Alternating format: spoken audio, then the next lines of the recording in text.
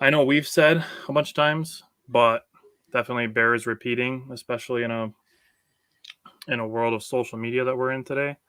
Um, is that people gotta stop sharing the fake quotes. Yeah, I saw that yesterday. You're talking about the one with Aaron Jones. Aaron Jones, yep. Yeah, I saw that yesterday, and I was like, Yeah, people got to stop sharing those. There's no other way to say it. Like, people got to stop sharing the fake quotes. We've discussed this before. All it does is potentially take somebody who doesn't know whether or not the quote is fake, mhm. and it could hurt their perception of a player for something they never even said. So for somebody that's not going to go and check on Twitter and Packers.com and watch all the YouTube interviews and stuff to know whether or not these quotes are real, you got to stop sharing the fake quotes as if they're real. It's a little bit different if you're doing something and you put, Aaron Jones probably or something like that, and you're making a joke out of it. But when you're sharing quotes that make it seem like people are pissed at each other when they're really not, that's dangerous because you're essentially it's basically lying is what it is. And like I said, you're ruining the reputation of somebody for something they never even did, which is terrible. Especially for somebody like Aaron Jones, who is such a high character person on top of it. I think we had this discussion with Zadarius Smith when he was leaving Green Bay, and it's like people sharing all the fake quotes and stuff like that. And it's like, you're going to make people hate Zadarius Smith on his way out that is unjustified just because you don't like him. So you made this fake quote up. So people, that's really, really something that's got to stop. Yeah, and I think that came from his comments after the game where he talked about, him or AJ could get to 2 yards, which, we will discuss that on Friday. I'm sure we're going to have a good discussion. We'll have a bunch of different angles from it, but, I bet money on those two picking up 2 yards as well. Sure. But but he's not out there saying give us the damn ball and stuff like that. He didn't say that. Right. I agree. All right, so this will be our first Wednesday starting with the Badgers. So we're going to start with some Badgers recap today. Badgers are back in the win column, which is a good thing for sure. Despite some people still loving to complain because, that's what people do. So we're going to talk about it. And then today, Jake and I each have 5 things the Brewers can do to improve for the 2023 MLB season. So we're going to do that as well. But we're going to start with the Badgers. And we're going to start with the Badgers win over Northwestern. So let's start with that. And Jake, what did you see from the Badgers offense against Northwestern's defense? Well, I'm going to start with this. It looked like a team that was energized. Looked like a team with life that was given a second chance.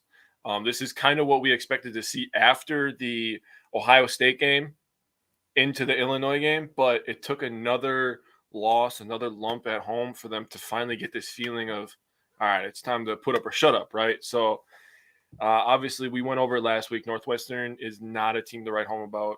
We both talked about how it's not the Northwestern defense of old where they're just stifling defense and they run the ball down your throat. Mikey actually talked about how they throw the ball a little bit more. So when covering the Badgers offense this week, it was just refreshing to see a lot of things. First of all, the 15 total yards. That's nice. That's a good total, especially in a Big Ten game. 22 passing yards, 21 of 30, 193 rush yards, 38 attempts, 5.1 yards per rush, and the 26 first downs, 10 of 14 on third down. I mean, that's everything that you wanted to see from the Badgers on Saturday, trying to get back. Fucking Bucky, I agree. It's just a great win. It really should put everybody at ease a little bit. Yeah, that was your dad is calming people down. Yeah, your dad's hitting a nail on the head. And, this is one of those wins that can gain a lot of confidence for everybody, and hopefully they'll go into this weekend with a lot of confidence against a struggling Michigan State team.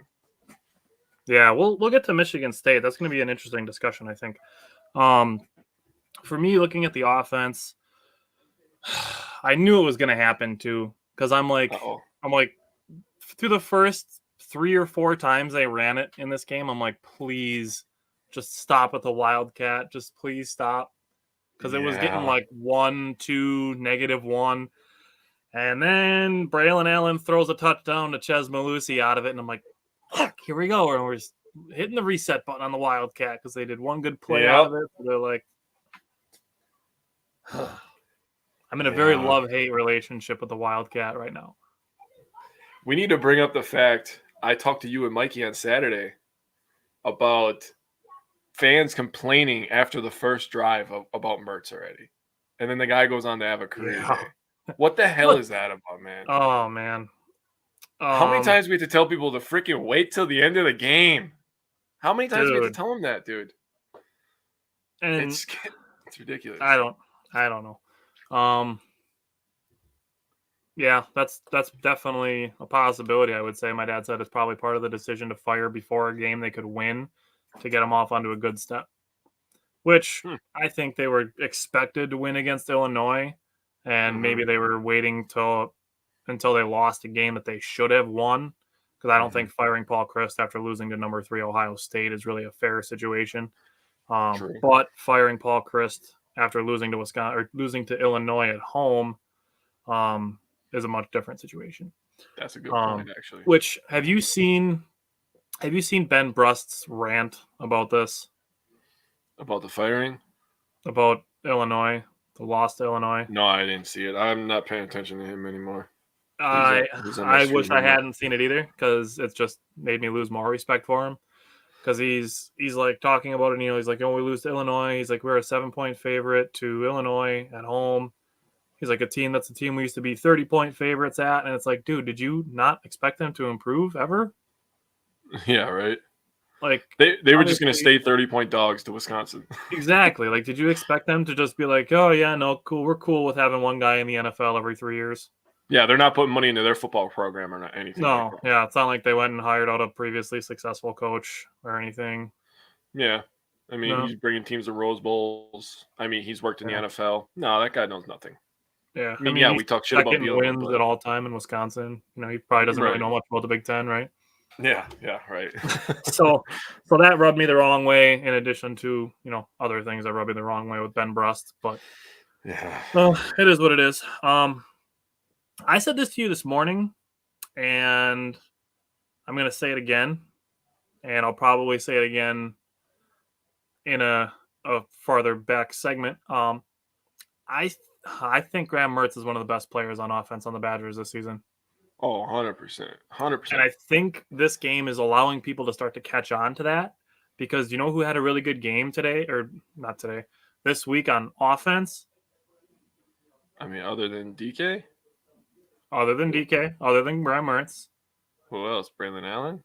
No, a group of players that have not played well in about 3 or 4 weeks. Yeah, the whole line, yep. The offensive line played very well, and they actually rotated players in on the offensive line, which was interesting. Almost taking a page out of the Packers book. They actually rotated, I think 6 or 7 players on the offensive line. I know it was 6 at least, if not, like I said, if not 7. I should have asked Mike. He probably knows. But they rotated in a bunch of offensive linemen, and not shockingly, when Graham Mertz isn't running for his life and trying to make snap decisions and make something out of nothing, he had a really good game. Also, like you said, having a really good game was Kimmeray DK. I have lots of stats on Kimmeray DK later, but for him to have all those crossing routes and be able to make yards after the catch. I couldn't find yards after the catch either for Kimmeray DK, which is unfortunate. I couldn't find yards after the catch for college football, which is a bummer. College stats are hard to find, dude. It is. Are you by chance looking on Livewire? I am. Yes, I am. It's a very good edition of Mountain Dew. Very underrated, I would say. Yeah, 100%. So the Badgers in the first half had 17 first downs. You mentioned the first downs. 17 first downs in the first half. They had 12 all of last week. Oh, my God. Kimmeray DK had 7 receptions for 147 yards and 2 touchdowns in the first half.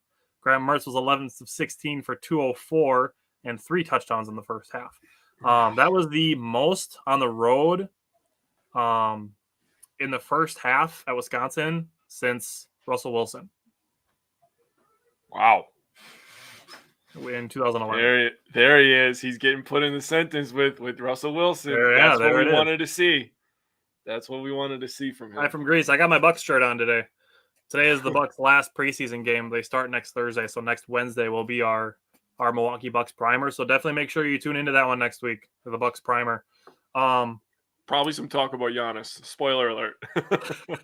Spoiler alert. Second half, it was good to see Keontae Lewis okay after being injured last week. And then Skylar Bell, he's just got one play to make, and he heard some footsteps on it. And I think it was a third down play. Yeah, it was a third down play. And he heard the footsteps, and he kind of pulled up and let the ball sail out of his hand. But, that is what it is. Armed it. And then, like I said, Kimray DK being effective on the crossing routes led to his third touchdown. Dean Ingram was playing well late at wide receiver, actually, which was good to see. And as far as the offense is concerned, I think it's really good to see the offense respond well after missing a field goal on the first possession. Yeah, that's true. So we talk about, a word you like to bring up a lot is adversity. I'd say losing 2 games in a row, one of them being a massive blowout, the other one being a big loss at home to a conference rival, and then starting off the game after your head coach has been fired with a missed field goal, and then turning around and playing as well as the Badgers did after that, I think was really encouraging when we talk about things like adversity. So let's switch to the defensive side of the ball. What did you see from the defense that stood out to you? So defense played pretty well, in my opinion. I did write down a stat from when you brought up the offensive lines to backtrack real quick. Only one quarterback hurry. That's what we're looking for. Also, only one pass defense for Northwestern. On the defensive side of the ball, the Badgers had 4 tackles for loss, 8 passes defense, and 4 quarterback hurries. So that's much better. We gave up 342 yards, 263 passing, 79 rushing. They had 18 first downs, and they were 3 of 13 on third down. So that third down disparity is really what killed us, or killed them, not us. Killed them. So I'm already in the frame of mind of the Packers. Sorry about that. You got a red shirt on today. Yeah, I know. I even put it on to remind myself, and I still messed up. I was talking about Packers all day with my coworker. That's why. So 3 of 13 on third down. That's not very good. That's you're gonna lose a lot of games doing that. I thought the defense did a really, really good job getting in and stopping the run in the first half. I thought they held them down very, very well. And then Graham Mertz just started to cook, and I think that gave the defense a jolt of energy as well. That's my opinion on it. But what did you see, buddy? So I saw, unfortunately, it was the 4th play, and there was already a penalty on the defense. Yeah. That was a little discouraging. But John Torchio made a really good pass defense on third down on that possession. That got a stand for the Badgers. Second possession, both of the safeties made really big plays. Torchio had a tackle for a loss, followed by Komoe Latu's first interception. Third possession, I saw the Badgers actually mixing up their blitzes, something that Jim Leonhard is known for, is stunting blitzes and having guys coming from different areas. I saw some of that on the third possession for Northwestern, start to create some trouble for Northwestern in picking that up. Really just the entire first half, the defense was actually putting a lot of pressure on Northwestern, which was good to see. And it continued even after Keanu Benton got hurt. I didn't get a chance to see if he's practicing today or not, to know if he's going to play. It didn't seem like it was a serious injury, but we'll get some injury stuff when we get into the preview a little bit. Second half, Badgers got a big stop and a tackle for loss on 3rd and 2 inside the 15-yard line. And then on 4th down, Komoe Latu got his second interception. So both number 13s had a really big day for the Badgers. They did. Good. They did. I will say something that continues to be an Achilles heel for the Badgers, something they could potentially improve on, is defending screens. That still seems to be something they're a bit vulnerable to. Potentially using some of their aggressiveness against them is using screens. And then Nick Herbig, I feel like even Nick Herbig was confused that he got straight to the quarterback unblocked for the strip sack that he had. Because Yeah. he stood up and he's looking around like, did they not like blow the whistle to start the play? Like he got up and he was like looking around. It's like That's Go 13. I like it. I was excited. I knew my dad would like that both number 13s had a big day. I do agree with the referee's call to not call targeting. We had this really frustrating situation like 2 times last year where guys like turned their heads, but their helmets still made contact, even though they were leading with their shoulders. And it wasn't like an upward launch. So like it was really unfortunate that it happened twice last season. I think it actually happened the year before too. A guy got ejected, like his last Badger home game of his senior year. I think I remember that. I don't remember who it was though. I know I'm drawing a blank on who it was. I don't know. I don't remember. I'll have to look it up. If we have 15 minutes, I can go through all my notebooks. Right. I know. I got a bunch of notebooks full too. I want to give some credit to number 36, Cheney. Yeah, bro. He played really well. I've been calling for 2 weeks for somebody other than Keanu Benton and Nick Herbig to step up in the pass rush. And he actually played really well in both the pass and in the run game. And then, just another penalty set up Northwestern first touchdown on 4th and goal from the 1. It is what it is, but it happens. Northwestern, that the pass that they made to, I think it was Sullivan as the wide receiver. That was just a really nice play. There's nothing you can do about that. The one that he caught at like the 3 or 4 yard line. Yeah. That's just a nice play. Like that one, you kind of just tip your cap and you say, all right, you earned the right to not be shut out. Yeah, right. Making that play. So that was a really good play for Northwestern. With this game now, Graham Mertz is up to 8 straight games with a touchdown pass, which is, for all the people saying that he wouldn't even be a high school D1 quarterback, or he wouldn't be this, or he wouldn't be that, or he shouldn't be in the FBS, like, it's just unnecessary, honestly. Like, Graham Mertz is a good quarterback. He doesn't live up to the expectations that everybody said, oh, we have a 4-star quarterback. He needs to do everything that Russell Wilson did in a year and more, all in 1 year. Like, people got to adjust your expectations a little bit. Not every 4-star quarterback is going to be NFL caliber. And that's not to say that Graham Mertz isn't NFL caliber, because he's still got another year of eligibility next year. But the fact that people act like they don't want Graham Mertz to improve, like that's like the meme where you stick put a stick in your own spokes on your bike and then blame falling on somebody else. Yeah. That's what that makes me think of. That people will sit here and they'll just say bad thing after bad thing after bad thing about Graham Mertz, and then still act like they want the Badgers to win. Like, do you want them to win or not?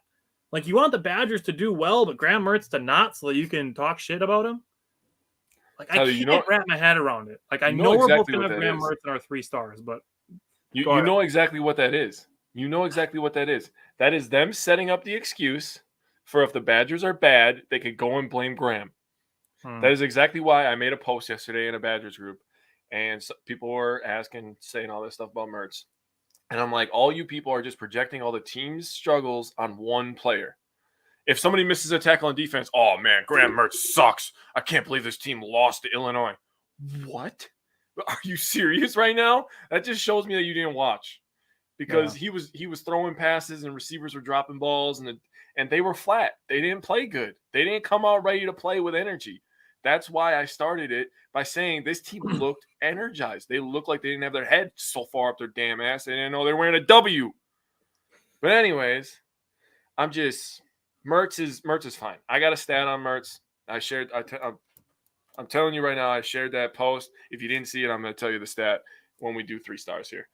Well, I mean, we might as well start with that, because I'm pretty sure we both have Graham Mertz as our number 1 star. I mean, he threw a Wisconsin record 5 touchdowns. So, I mean, there's that. He was 20 of 29, obviously. 299 yards. Hit a 97.1 QBR.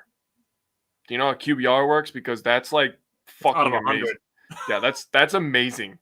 They say elite is like 85. 85, yeah. Is it 84, 85? I think it's 85. 97. That's out of 100. And it makes it so much better because, somebody complained after the first drive, like, oh, we got to get a new quarterback. And I'm like, bro, chill. Like, just chill. Like, I'm telling him to chill. He's like, no, blah, blah, blah. And then I texted you and Mike, and I'm like, I hope he throws 4 touchdowns. Then the bastard goes and throws 5. And I'm like, that's even better. Now you look like a dipshit. Like it's just like 10.3. the whining just came home, just came right back. Yeah, man. And I tagged him when I made this post. So I found this stat on Twitter last night. It was Power 5 big time throw percentage leaders. Number 1 is Quinn Ewers from Texas with 10.0. Number 2 is Graham Mertz, 9.9. So he's literally almost tied for first in big time throw percentage. What is big time throw percentage? To me, I mean, me and you have different definitions, but it's ball for me. What I thought it was is ball placement and tight window. So tight window and ball placement, you add those two things together, and that's a big time throw. I mean, we think about Aaron Rodgers; he makes a lot of big time throws. His ball placement has been elite his entire career. His tight window, it really is. The fact that he goes off opposite feet, opposite ways is just like, okay, you're showing off, guys. Settle down. But Graham Mertz, we've been talking about it since week 1, dude. We've been impressed with his ball placement since week 1 because we were like, whoa, who's this? Is this Graham? Okay. I mean, obviously that stat shows that he's been very, very good this season. Even in the Ohio State game, when the Badgers got blown out, I still think Graham Mertz made good throws in that game. Yeah, I agree. Same with the Illinois game. He made good throws. I mean, even the first interception that he threw was a ball that was arguably catchable and got tipped into a defender's hand. Yeah. Which isn't his fault. I mean, obviously it gets charged to him because he's the one that threw the pass. But my understanding of a big time throw was that it's tight windows and depth of target. Which to me, when you bring that stat up, it also tells me that Graham Mertz is actually throwing a pretty decent deep ball this year, which I think is accurate. He's thrown some really nice deep balls to Keontae Lewis, actually. Skylar Bell's caught a couple of nice deep balls from him. So, I mean, Graham Mertz was definitely my first star as well. 69% completion percentage, which is nice. Nice. And then the 299 yards. You mentioned the 5 touchdowns. You know that Graham Mertz is the only player in Wisconsin history to throw 5 touchdowns twice? Yeah, dude, that's crazy. Think about that. That's crazy. Wow. And he's still getting dogged. I understand if people want to dog him for his decision making because it's not the best all the time. But if you're gonna dog him for that, give him credit for other shit. You know what I'm saying? Come on. That's the thing. Like, you ride the roller coaster, and it's like sure, the floor might be low, but the ceiling is high too. You can't ride all the way to the basement and then get out on the ground floor when the roller coaster is going up to the ceiling. I agree. What fun is that? I don't know. Ask all those negative Nancys. I like that analogy. Getting out on the ground floor when the roller coaster is going to the ceiling. I like when we make shit up on the fly, dude. That makes me really happy. Or picture this.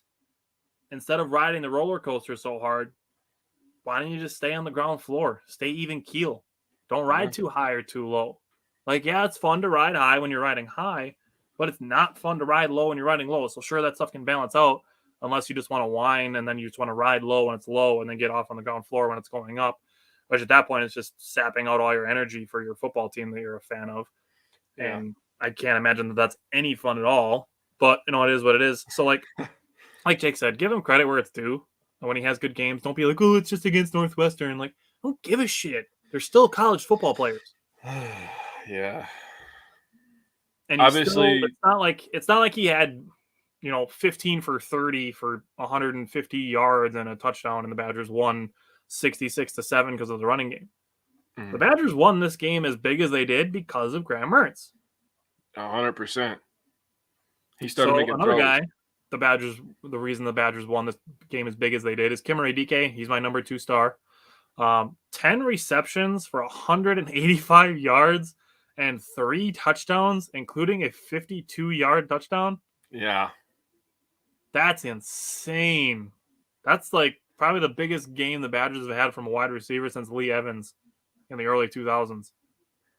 I was thinking maybe Jared Alvarez because he was pretty baller. but Lee Evans is a good guess. I'll look it up. Give me your second star. I'll look it up and see. It's definitely DK. He was the man on Saturday. He was catching everything.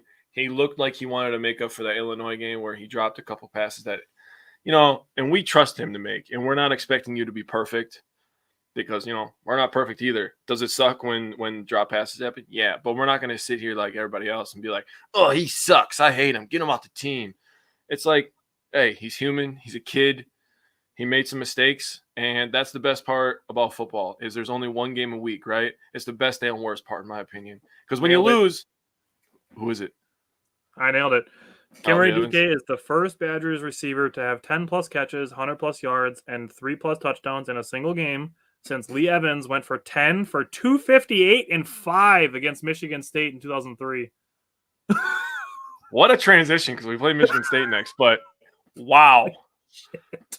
Lee Evans was that man, dude. He was a monster. Yeah. But yeah, DK had a great game. Great redemption game, bounce back game, whatever you want to call it. Now you just stack it, man. That's the mindset. You got to stack a good performance on a good performance. Take it a quarter at a time. I'm gonna go. Okay. I'm gonna go to my third star real quick, and I'm sure you have the same one. Maybe. Is it Latu? You fucker. I thought I was sneaky with that one.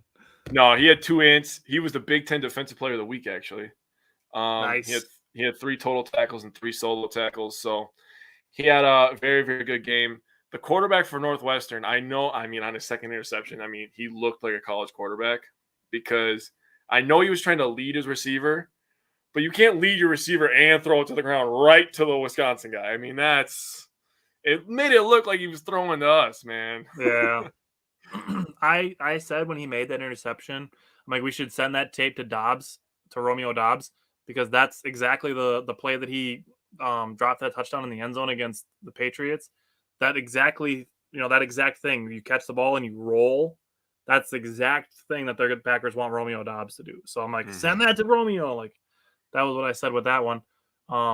He'll get there. I trust Romeo. I like it. He's got natural talent. I meant it more as like a. I know. An example. But just so fans understand, don't give up on Romeo yet.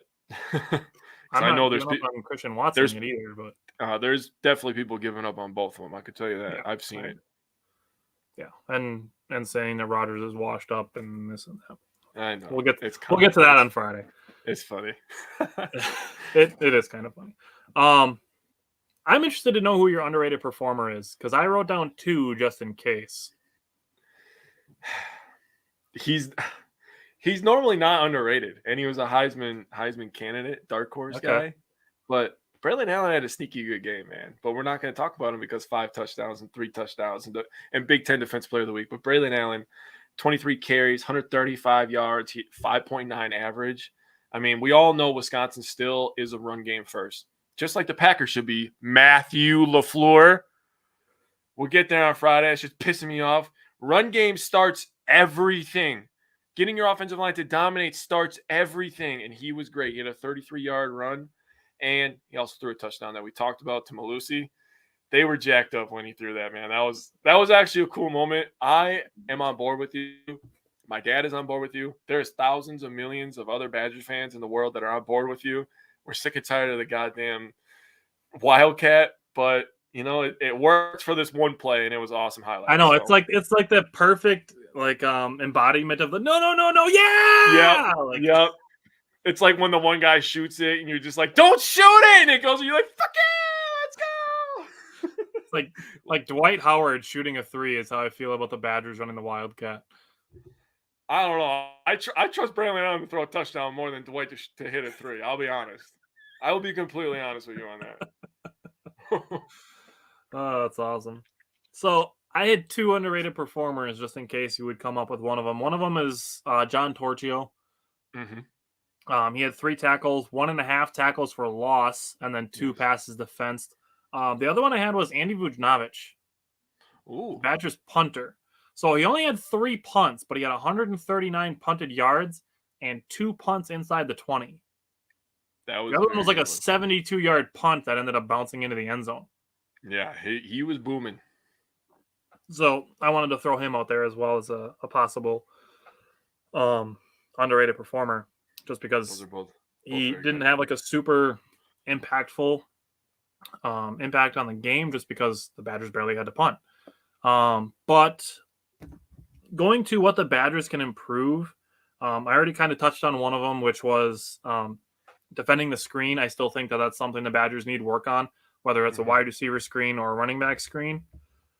Um, I do think as far as offensive line play, the Badgers were much better. I don't know if they're going to stick with that rotation or if they're going to stick with the players that did better in the rotation than Mhm. others. But Mhm. is there anything that stood out to you that the Badgers can improve on?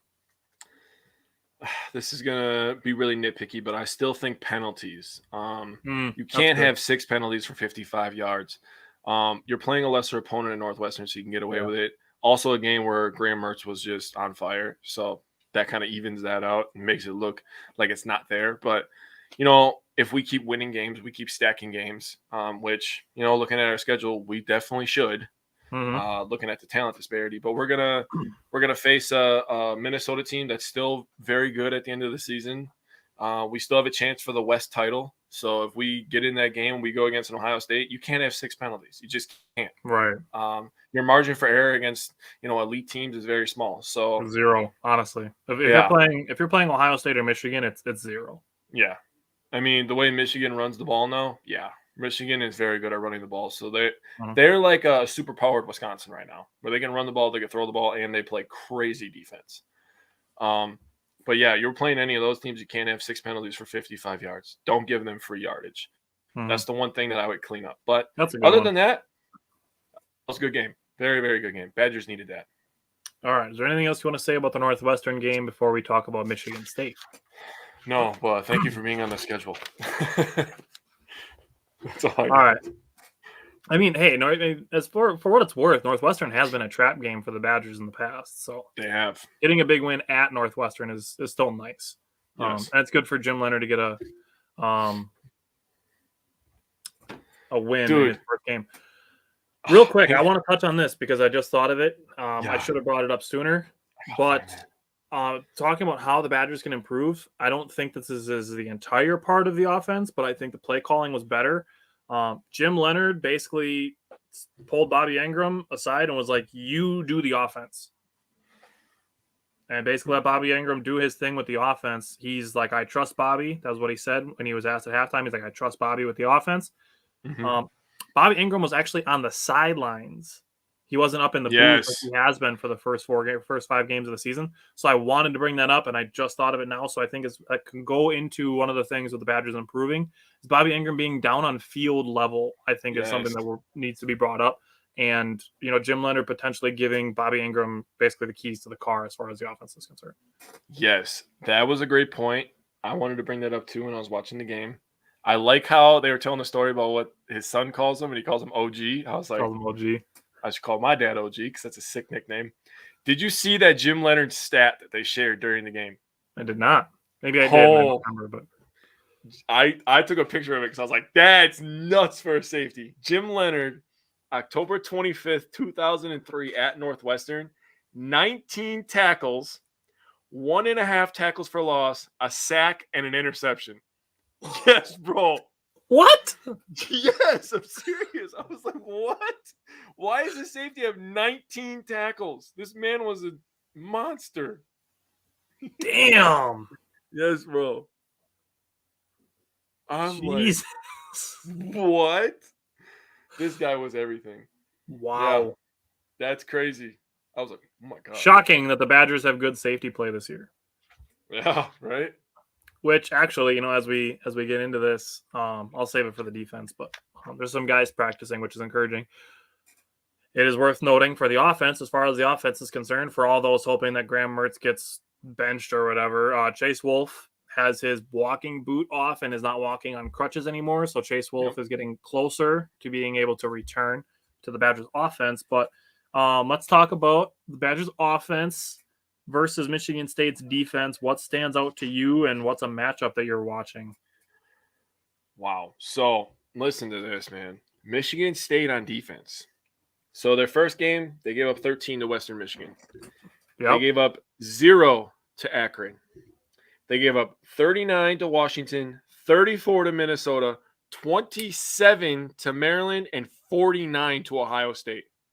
This is not the same Michigan State defense.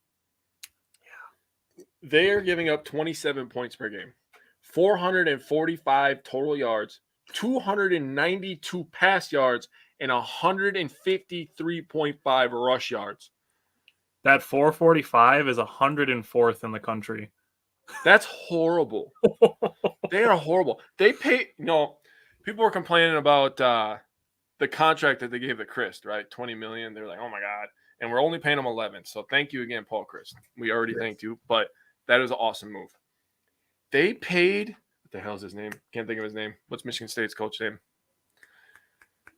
Whatever. Doesn't matter. They paid him $95 million. And let me tell you this. That's going to bother me. If they fire him, just like Matt Rule of the Carolina Panthers, he's guaranteed all of that money. 100%. And I'll tell you what, he doesn't seem like the kind of guy that if you ran him out of town, he would give you a deal. That's all I'm going to say. So be thankful for Paul Chris. So in other words, MSU is booty. Yeah, Josh, they're bad. Like this was one of the games that we had circled to begin the season. We're both ranked. I'm like, weren't they like 15th 11th or something like that? They were preseason. They were 11th. 11th? Damn. 11th. Well, maybe they were 15th, but they got up to number 11. I remember watching that Washington game, and they were ranked number 11. And I believe Washington was unranked, but yeah, they're just getting their tail kicked around everywhere. Badgers on offense are averaging 409 yards, 235 passing, 173 rush, and 31.8 points per game. 48% on third down. Mel Tucker. Dude, that was bothering me too. I was like talking. I know. I had to look it up. I was like, it bother me too. I was trying to think in the back of my head while talking, which is impossible for me because I can barely walk and think. But, I think the Badgers are going to have a very good day on offense. Yeah, I have some redeeming qualities for Michigan State's offense, but I really don't for their defense. Let's see. I was trying to pull it up. Michigan State opened at 15. I was right.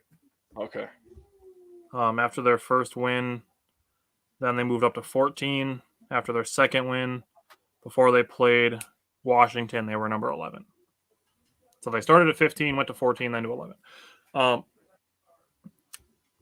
So you mentioned the 4 straight losses, the 445 yards per game they're allowing. They're allowing 44.3 completion percentage on third down, which stands out because that's being close to 50% is not good. Jesus. Shouldn't really need to be said, but yeah. So I want to bring up Kimere DK. Because this is what I'm waiting for. Here we go. I got a whole bunch. I know you do. Kimere DK is 6th in the Big Ten in receiving yards. Okay. He's 13th in receptions. He is 4th in touchdowns. Oh, wow. And owns the longest reception in the Big Ten this year at 74 yards. That one he didn't score on? Yeah. Oh my God. That's still the longest reception in the Big Ten this year. Oh my God. I mean, being anywhere near those Ohio State receivers this year is impressive. So I'll take that. I will take that. The Badgers, so this is actually interesting to me. The Badgers still average 164 rushing yards per game. Yeah. They had, 10 in one game? I think we had 2 versus Illinois. I thought it was just Braylon Allen that had 2. I do not know. Maybe. Oh, yeah, you're right. You're right. It was Braylon Allen that had 2. I had somebody talking shit to me about that this weekend. Okay. Yeah, Badgers lost the game. Yeah. Yeah. Congratulations. I'm just going to pull it up just to see what it was. I'd like to be accurate. Stats. I know it was Allen with 2. It was 2. It was 2 total. It was 2 total? 2 total. Yeah. Malusi had 16. Garendo had 3. DK had 3. Braylon Allen had 2. Graham Mertz had negative 22 because he was sacked a bunch of times. So. Yeah. Yeah. So that'll do. So still averaging 164 rushing yards a game when they had one game where they had 2. Think about that. So for me, as far as matchups go, I'm still watching Graham Mertz just because I really think his ability is flashing. I think it's when he gets into trouble and is trying to like overcompensate for making plays. I think that's where he gets into trouble. That's definitely how I feel about the Ohio State and Illinois games, that he's threw some bad interceptions. Were just plays where he's trying to make plays out of a feeling of pressure. So if we're talking about things to improve, I would say potentially one for Graham Mertz is playing under pressure. We've seen him play really, really, really, really, really well against bad teams and then struggle against really good teams. So seeing Graham Mertz play under some pressure would be something I could see for a way for him to improve. But he's still what I'm watching when the Badgers offense is on the field. Yeah, I actually didn't get my matchup. Forgot about that. I got you. Mine's Allen. I'm still watching Braylon Allen. Much like I said before, this Wisconsin offense still is predicated on the run. So getting that run game going, getting the offensive line going, getting them going forward instead of going backwards every play, that is a very big key to this team, especially an offensive line that's got taken their lumps this season. Let's just be honest.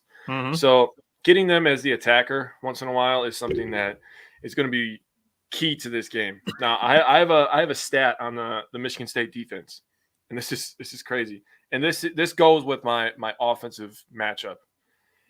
They have 3 corners and a safety who has more tackles than the D-line that leads the D-line with tackles. So the highest D-lineman is below 3 corners and a safety.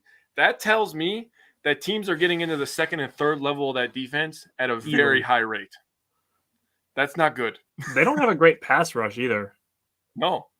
They don't have a lot of sacks. They don't have a lot of tackles for loss. So Braylon Allen having a big game is key. Setting up that play action, baby. Yeah.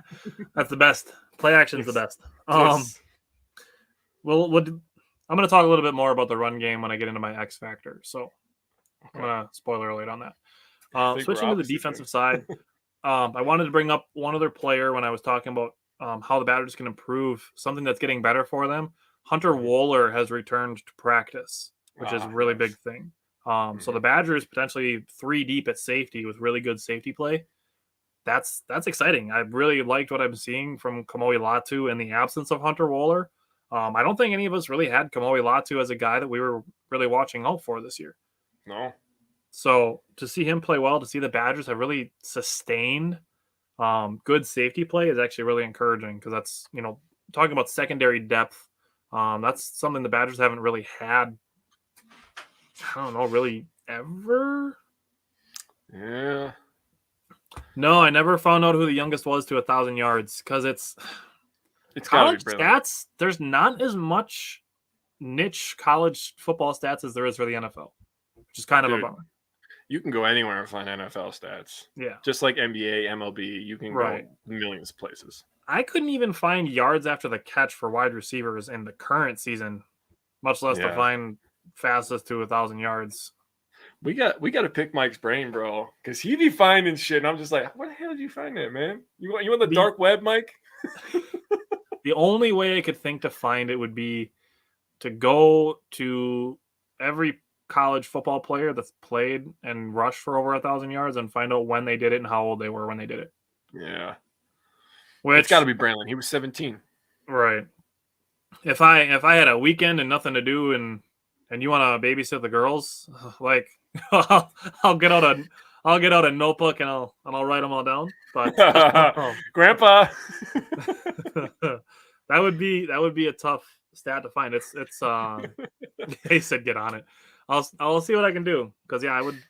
That's the only way I can think to find it, is to find all of the rushers that did it. I mean, I have to imagine that there's got to be 10 Badgers in the top 20 of that list. Oh God, yeah. I'm gonna go in the group and I'm gonna tell Mike to find it. I swear to God, if he finds it, find out who the youngest college running back to 1,000 yards. All right, so switching to Wisconsin's defense versus Michigan State's offense. I think it was Jim Leonhard that said that they're expecting basically an FU version of Jalen Berger for Jalen Berger to return to Wisconsin or to play against Wisconsin again. He's averaging, so this is interesting with Jalen Berger. He's averaging 4.8 yards per carry, which is pretty decent, but he's only averaging 3.0 in Big Ten play. He's getting his ass whooped the last couple of games. So he's basically padding his stats against lesser opponents. Akron and what was it, Central Michigan they played in their first game? Yep. Western Michigan. Western Michigan. Okay. That was close. Central, Western. Do we really need to separate Michigan like that? Like, is it really that big that we need Central Michigan, Eastern Michigan, Western and Michigan? Upper Michigan belongs to us, you fuckers. That's ours. So the other thing I want to bring up. So I mentioned I didn't really have any redeeming qualities for Michigan State's defense. I do have one redeeming quality for Michigan State's offense, and that's that I don't want to underestimate Michigan State's quarterback, Peyton Thorne. So this season, he's got a 63.9 completion percentage, and he has 9 touchdowns and 7 interceptions. In 2021, he had 27 touchdowns and 10 interceptions. So that tells me that Peyton Thorne is actually capable of being a solid quarterback. What the difference is from last year to this year, it could just be offensive line play. It could be play calling. It could just be a regression in his talent, and maybe last year was kind of an outlier. But the fact still remains that he did throw 27 touchdowns and only 10 interceptions last year. So to me, you just can't underestimate his ability. So don't go in thinking, this guy's got 9 touchdowns and 7 interceptions, so he's going to throw a bunch of them. Josh said nothing I love more than learning geography from Jake. Yeah, I'll teach I have a feeling that would be a short lesson plan. No offense. Wouldn't be much. I don't pay attention to geography like that. I know what happened to Peyton Thorne. Kenneth Walker went to the NFL. That's what happened. That's fair. So Michigan State's offense, they average 235 passing yards, which is number 69 in the country, which, is nice, but it's also not. And they average 107 rushing yards, which is 106th in the country. That is not good or nice. There's 125 schools? Yeah, ouch. And you're 106th in rushing yards? Man, you're looking like Nebraska right now. Chill out. They average 342 total yards, which is number 93 in the country. Oh. That's almost as many million they gave their coach. A little bit of salt in the wound. Nothing like it. That's awesome. So this, for me, the matchup that I'm watching in this game is I'm going to hammer again on the safeties. John Torchio and Kamoi Latu versus Peyton Thorne. Michigan State passes on 56% of their plays, which is interesting given that the fact that their quarterback has only thrown 9 touchdowns and 7 interceptions. Yeah. Wisconsin is number 6 in opponent interception percentage, 5.33%. So essentially 5% of all passes are intercepted. So if Peyton Thorne throws 20 passes, you can pretty much guarantee he's going to throw at least 1 interception against Wisconsin. That's fine with me. He could throw 2 because that's what I predicted. Well, all right. Well, give me your Michigan State's offense against the Badgers defense and the matchup you're watching. So you went over a lot of the stats. Their third down percentage is 41%. So that's actually a pretty decent percentage. But my matchup, because you covered pretty much everything on the offense, their total yards, their pass yards, and they do have a seasoned quarterback. And I was looking at his stats, 6.9 average on passes, which again is nice, but not nice at the same time. Yeah. So 1,234 yards in 6 games. That's garbage. That's garbage for a guy that was supposed to lead a top 10 team in the country this year. Yeah, that's bad. He's my matchup. I'm watching him versus our DBs. You specifically said safeties, which I love our safeties this year. I also want to see our corner step up. I would love to see one just jump a route. What the heck is his name? He got hurt last week. Dort? Is it Dort Jr.? Yeah. Yep. I don't know if he's going to be okay if he's coming back or whatnot, but I think he's our best It's corner. tough. This is back into the college football information thing that there's not a lot of it available because they don't have to disclose it. Yeah, I think he's our best corner. In my opinion, he's the most physical. He's not afraid to get in there and mix it up a little bit. But I think if he's able to come back, I was really scared actually last week talking about that because he went down and I was like, okay, he landed like flat on his back. Yeah, I'm like, okay. And he's not moving. I'm like, move your body. I'm like, he's not moving. That's not good. That means he's really hurt. Mm-hmm. But hopefully he's okay. We'll have to try to I can't believe how hard it is to find shit on college. I know it sucks. It's so annoying. It's so annoying. But anyways, if our DBs can play good in this game, we can get Braylon Allen going a little bit. I could see this one turning into a blowout, to be honest with you. So the only other thing I really had as far as preview is concerned is to Michigan State's credit, they don't get flagged much on either side of the ball. Mm-hmm. So Michigan State actually usually plays a pretty clean game. Mm-hmm. Let's see. So this was 3 days ago. Cedric is doing much better. He hit his head on the turf really hard and is communicating and in good spirits. That was 3 days ago that Jim Leonhard said that. Okay, that's good. Other than that, nothing. That's pretty much it. Yeah. See, man, it's I hate it kind of. I kind of hate it. I'm like, I have to search for like 40 minutes to find these third down percentages, and you have to scroll through 100 damn schools. Mm-hmm. And then you have to count, and it's like, yeah, you kind of just have, honestly, with college football information, you kind of just got to get lucky that some of the beat writers are asking the questions you want answered. Yeah, that's really the only way you're going to find some of that stuff. Is to hopefully get a reporter that asks the question. Yeah, we're going. A lot of this stuff that I write down, I'll talk for myself, is off my own eye test. Stuff that I see, stuff that I'm judging with the Badgers, stuff that I'm judging with Michigan State in this example. Like, I'm watching their highlights, I'm watching their games, and I'm like, they're not very good right there, are they? Like D-line, they're pretty piss poor at D-line, in my opinion. Yeah, for me, like obviously looking up the statistics and stuff, Twitter is a really good place for interesting information, just because those guys have it all at their fingertips. Yeah. The stats that we can't find are given to them, so it's good when they relay those. Yes. The Lee Evans stat I got was from Bally Sports, so they have their own statisticians and stuff like that. We don't. We have just us. We are the statisticians. we are our own statisticians. So let's go into our X factors. For me, my X factor is Isaac Guerrero, and it's because Chez Malusi is out indefinitely, which does hurt the Badgers offense.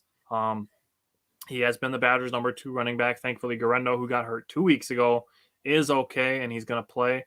So Isaac Guerrero, for me, stepping up as that number 2 running back. And actually, the Badgers did use him at wide receiver a little bit. Not a ton, but a little bit. So for me, Isaac Guerrero, in the absence of Chez Malusi, is my X factor. That's very good. You're talking about a guy that was used a little bit at wide receiver. I'm going to talk about the number 1 wide receiver because, again, he makes everything go in the passing game. So if you listen to my matchup, I want to get Braylon Allen going because this offense still run first. But Mertz is going to need his guy DK to win his matchup, take the top off the defense, win those intermediate routes. DK's got to win. He's that guy. Dude, just send him on a crossing route every play. Yeah, he's got to win his matchup. After last week, if you cannot see how much he means to this offense, then I don't know what to tell you. He made everything. A really big jump on my 10 touchdown bold prediction last week. Yeah. So I appreciate him for that. But, if DK can have another solid game, I'm not asking for 3 touchdowns. That would be absurd if he did that back. If he had 10 for 185 and 3 again, that would be insane. That's definitely Badgers history. I can guarantee Lee Evans didn't do that. I mean, yeah. 10 for 258 and 5 is insane, but back-to-back 10 for 185 and 3 would be I got to find that game. I got to watch it, dude, because it's just going to be a 10-minute, highlight reel of Lee Evans catching touchdowns. Oh, they're dropping back to pass this play. Oh, they scored. Oh, yeah, it was Lee Evans again. Yeah, it was Lee Evans again for the 5th time today. Yeah, that's Lee Evans. Yeah. Okay. Oh god, who the hell was that Bet tight that guy end gets back in the drafted. day? Was it? We had a tight end number 9. Travis Beckham. Yeah, dude, that was my boy. I thought he was gonna be a monster in the league. I was like, dude, he's gonna be a stud So in do the the NFL. Giants. Yeah, goddamn Giants ruining our players and then ruining our weekends. Fuckers. Yeah, right. Bunch of dicks. Yeah, screw them. And then they're like, shove your cheese up your ass. Okay. No, it's the wrong hole. Right. Oh Jesus. All right, buddy. What you got? Give me your key to victory. Key to victory? I've talked about it a bunch. Let's get this running game going. We need to establish the line of scrimmage. That is something that we have struggled to do. I've talked about it all year because it needed to be talked about. A couple times it was my what to improve. Sure. I talked about how to improve it. I talked about getting low, keeping your hands inside, but establishing that line of scrimmage. And, now without Malusi, and it's like the A.J. Dillon thing that Bryant brought up last week where people don't appreciate those little 2-yard runs, those 3-yard runs, And I understand why they don't. If they're not like football fanatics and we're Wisco fanatics, but we're also football fanatics. I didn't try to do that. It just happened.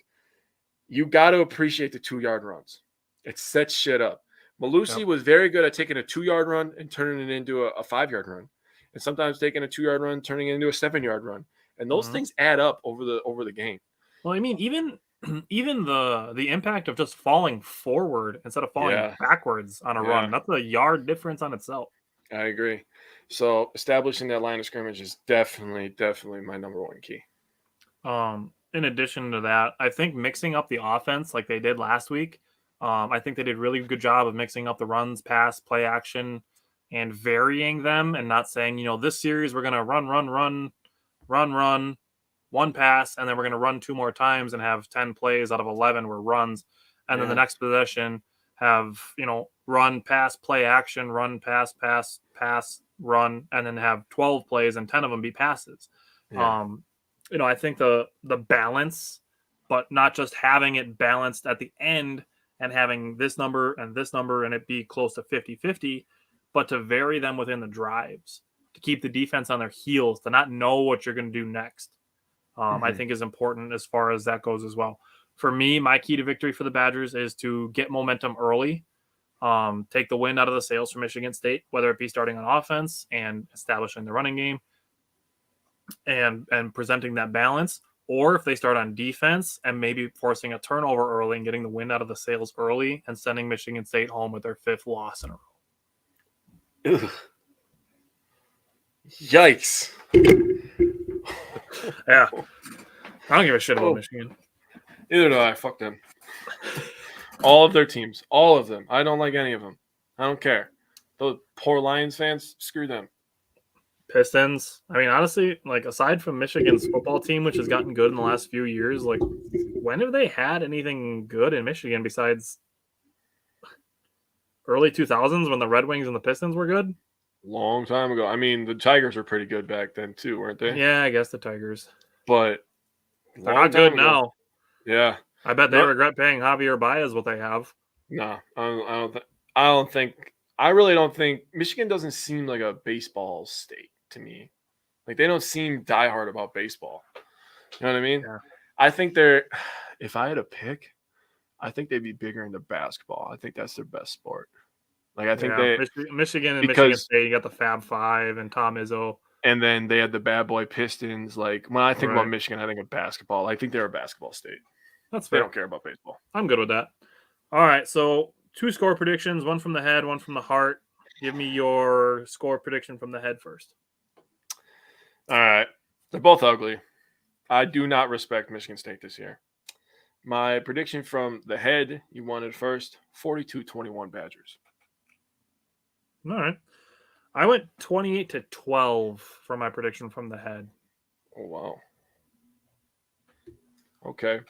My prediction from the heart, I always write down our score predictions, just so you know. So if you ever see me writing, it's because I'm writing. I put a little section for Tyler, then I write the score. It gets very hard to do it on Fridays when I'm writing down 3 other scores. But prediction from the heart is 45-17. 45? I went 34-17. So we both predicted 17 points for the Badgers, or for the 34-17. Michigan State against the Badgers for our hard Okay. predictions. Okay. I always like to see who's closer. And when I look at our scores, I kind of average them out, and I'm like, okay, Tyler trusts our defense more than me. I trust our offense more than he does. Let's just meet in the middle, and we just smack the hell out of everybody. What do you say? I'm in. All right, buddy. I mean, half the time we're pretty close on them anyways. So. Yeah. You know, Cody was the only one last week in the comments. He predicted that we were going to score 45, I think he said. And we scored 42. So Cody was very close last week. Our friend of the show, Cody Zeese. If they made the field goal, it would have been 45. I know. He would have been spot on. But I'm not going to tell him that. He'll have to watch the show and find out. Or listen, I guess. Yeah. All right. So do you have anything else you want to say about the Badgers before we talk about the Brewers a little bit? No, let's talk some Brewers. All right. So in keeping with the form that we've done with the Brewers throughout the 2022 season, at the end of the week, we had been asking, what can the Brewers improve? How can they improve it? We did this coming out of the All-Star break, and then we just kind of did it week by week until we got to the end of the season. And it's like, okay, now it's time to put up or shut up. It comes down to execution. We know what needs to be improved. We know how to improve it. Can they do it and make it in the playoffs? Unfortunately, the execution wasn't there. The Brewers didn't make the playoffs. So we did positive takeaways in our top 5 moments last week, and now we're going to do some things about what the Brewers can improve on for the 2023 season. Jake and I each have 5 things. I think we're going to have some really interesting stuff in this segment, if I say so myself. I'm not as confident in my Brewer stuff as I am my Badger stuff. I'll be honest on air, but I still think that all my stuff is valid. I'm excited to hear what you got. You got a good baseball mind, man. I try. All right, so my number 5, I'm gonna go 5-1 just because I think that's where my emphasis lies. Because I think like my number 1 thing that I wrote down was the thing that stood out the most, and then as I went down, I had to think harder. So I'm gonna go from 5-1. My number 5 thing was injuries. So I asked myself, and I kind of put the thought out there, did the shortened spring training and the lockout where players didn't have access to the medical staff potentially affect the Brewers? It's not every team struggled with injuries as bad as the Brewers. The Brewers got just absolutely hammered by injuries this year. Corbin Burns, Christian Yelich, Rowdy Tellez, Holby Milner, Devin Williams. Those 5 guys are like the only ones that didn't spend time on the injured list. Oh, that's where you're going with it. I meant you meant all the players on the injury list. I was like, bro, I was going through last night. Those 5 are the only ones that didn't. Yeah, that's nuts. And even mentioning Rowdy Tellez, he did have like an ankle injury that kept him out for like 3 games. They just didn't put him on the injured list for it. Yeah. So, Christian Yelich being healthy was one of my positive takeaways actually from last week because he played 152 games this year. But for me, what the Brewers can improve on, getting back to the 6-man rotation like they had in 2021, I really think that could help benefit the starting rotation, is having the 6-man rotation healthy. So next year, if that's Burns, Woodruff, Peralta, Lauer, Ashby, and Hauser, and having that 6-man rotation, that seemed to work really, really well in 2021 to keep all the starters healthy. And then, I asked the question of, did the lockout and the shorter spring training potentially have an effect on the injuries? That's something I'm going to keep an eye on in 2023. So seeing the impact of a full normal offseason has in 2023, that'll be something I keep an eye on. Stearns did say that they want to keep, or they will keep, the core of the team intact. Yep. To me, you can't say the core of the Brewers without Corbin Burns and Brandon Woodruff. You just can't. There's no core that exists on this current Brewers team that doesn't include both of them. That's where it starts, in my opinion. I agree. You start with those 2 names. It's probably those 2, Yelich and Willy Adames, and Devin Williams. If I had to pick 5 players that you would describe as the core of the Brewers team, those are probably the 5. Yeah, man. If we're gonna talk about his comments, and he brought that core quote up. And then he talked about the trade, getting rid of Hader hurt the team more than he thought. He's paying those motherfuckers. I'm telling you right now. Oh, yeah. He's paying them both. And that, to me, I have more that I'm going to discuss with this, but I've mentioned that I think Tyrone Taylor and Hunter Renfroe are both getting traded. I'm going to double, triple, and probably quadruple down on that by the end of this segment. Okay, bet. So I'm hammering so hard on the outfield for next year. I know you are, buddy. Not fucking around. So my first one was also stay healthy. When I was going through the injury report last year, or for this year, 37 rows. Now, each row only has one player and explains the injury. 37 rows. I mean, there's people on there that were on there multiple times, obviously. Yep. And it does. I didn't write down the extent of all the injuries. I was gonna go through and write down oh, this guy was out. I'll have an article coming out on Fansided about it soon because I wrote an article about it. It was over 2,000 words. Okay, so look forward to that because I was not writing 2,000 words in my hand. Yeah. So there's that.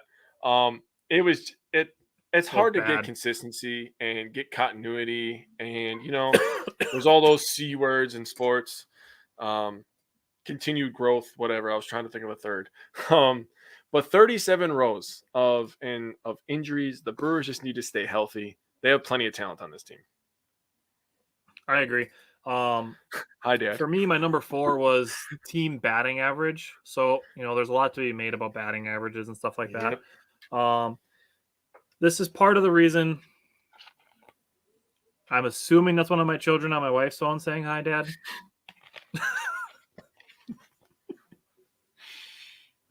What? What's your problem? What? Nothing, man. Nothing, man. You didn't have to do that. Anyways. Oh, shit. I hope she doesn't call you Dad. That'd be really awkward for her real dad. Oh gosh. Only if she's referring to me to the kids, then she'll call me Dad. Yeah. Not in any weird. I get it. I get it. It was just the way you said it. It was funny. Okay. Anyways, so starting with the catcher position, looking at Omar Narvaez, who's a free agent, I think he's likely going to be let go. He had a really off year. He only batted 206 last year. If they're keeping Victor Caratini, who also had a rough year, I think that results in Mario Feliciano being brought up. He batted 274 in AAA last year. With Courtney said her actual dad is listening to. Oh shit, I'm gonna get punched. Next time I see her dad, if he remembers. He's gonna be like, he's at home right now. That son of a bitch. I can't believe I said yes when he asked you if I could marry your daughter. That was a long time ago, bud. I was. Actually, 12 days. 12 days will be 8 years. So, congratulations. That's a lot of people don't make it 8 years, man. Seriously. All right. Anyways, back to the subject. I told you I'm gonna double, triple, quadruple down on trading Tyrone Taylor and Hunter Renfroe. Tyrone Taylor batted 233 last year. Hunter Renfroe batted 255. He's actually a career 240 hitter. So, I know I mentioned this to you this morning, and you said Hunter Renfroe is our most valuable batter last year, which I think is arguable, but it is what it is. In 69 hits in 46 games for Sal Frelick last year. He batted 365 in AAA. Nice. Garrett Mitchell batted 311 in 28 games in the big leagues. Joey Weimer, who is basically a Hunter Renfroe clone, batted 287 in AAA last year. And Esteury Ruiz, in 37 games in AAA last year for the Nashville Sounds, batted 329 and had 25 stolen bases. So as far as batting averages are concerned, bringing up some of those young guys could actually help this situation. Colton Wong is another guy who could potentially be a free agent. He's got a $2 million buyout or a club option. He batted 251 this year. Bryce Terang, by comparison, batted 286 in AAA this year. And in that situation, you could maybe bring up Pablo Reyes as a utility player, use Luis Urias as a utility player, and bring back Mike Brasso, which I think is a really good idea, especially if Chase Peterson gets added somewhere else. I think bringing back Mike Brasso would be a really good idea as far as batting average is concerned. And then, looking at team batting average, the Brewers were 21st in Major League Baseball in 2022. So improving the team's batting average would be a big thing for me for the Brewers to improve for 2023. I would like to see a bounce back year for Willy Adames, especially as far as batting average is concerned, and then just keeping Christian Yelich in the leadoff spot because that's really where he did his best hitting this year. So those are my thoughts on team batting average. All right. My next one is going to sound very vague, but I will explain it. My next one is strikeout less. So my next one is fewer strikeouts. So by all means, it'll tie in nicely. I also have batting average up further on my list because it was a bigger need to me than you. But either way, it's still in both of our top fives. But striking out less, the Brewers were 20th in total at bats in Major League Baseball with 5,417, and 1,464 of those were strikeouts. That's not the ratio you're looking for. By the way, they were 27th in baseball, so they had the fourth most strikeouts. Shocking to me. I mean, when I was looking at this, I was trying to find a silver line. So walks, the Brewers were actually ninth fourth or ninth in walks, 577. So I mean, they drew a lot of walks. I was saying, all that tells me is that they're just watching a lot of pitches. Yeah, and they were third in home runs. So they were either hitting it really freaking far or they were going to grab some pine. So they need to have better plate selection. I do think the two hitting coaches worked. I think that experiment went almost as good as you could have predicted it because they had a good OBP and a good slugging percentage. It's just the average was down. Sure. But like you said, you kind of had the formula to fix it. Get some new guys in here, see if you can mold them into what you're looking for. Also, a guy like Yelich in the leadoff spot was very, very good. Dude, look at the Brewers drafts for the last 3 years. Yeah, just all they do is draft high average, high on base, high walk, low strikeout guys. So my point I was going to make is we talk about balance all the time with football, right? In a baseball lineup, you can still have balance. You have your home run hitters. You have your Willy Adames, who can hit for a better average. We really truthfully believe that he could be a 5-tool guy. You have your Rowdy Tellez kind of guys in your lineup. You get a couple guys with speed, like Ruiz. If that guy hits 329 in the majors and he's stealing bases, we're gonna have a lot of RBIs next year. Right, that would be like a Jonathan VR 60 stolen base season like he had in 2014. Yeah, that guy is like speed squared. That's what that guy is. Speed squared. Like he's fast. And we have Garrett Mitchell on the same team, who, as I mentioned last week, was in the 99th percentile for speed. Imagine if they're both on base. That pitcher's sweating. It's so wetting, bro. Oh my dude, gosh. imagine those two on base and Christian Yelich batting and he rips one down the line. Oh, you're screwed. You're getting 2 runs right there easily. Whoever's on first is scoring. Where do you throw the ball? Like, who do you try to get out? Yelich probably. That's what I would try to do. Because if Ruiz is the guy on first base, because I think he might be a little faster than Mitchell. Mitchell's fast, but he might be a little faster than Mitchell. You're not throwing him out. You're not throwing him out. But Mitchell's gonna score before you get to the ball. I know, that's crazy. The Brewers have a lot of speed coming up, man. Yeah. So, yeah, that and my speed, the speed that I'm talking about, will fit in with my next point. But I'm gonna let you go real quick.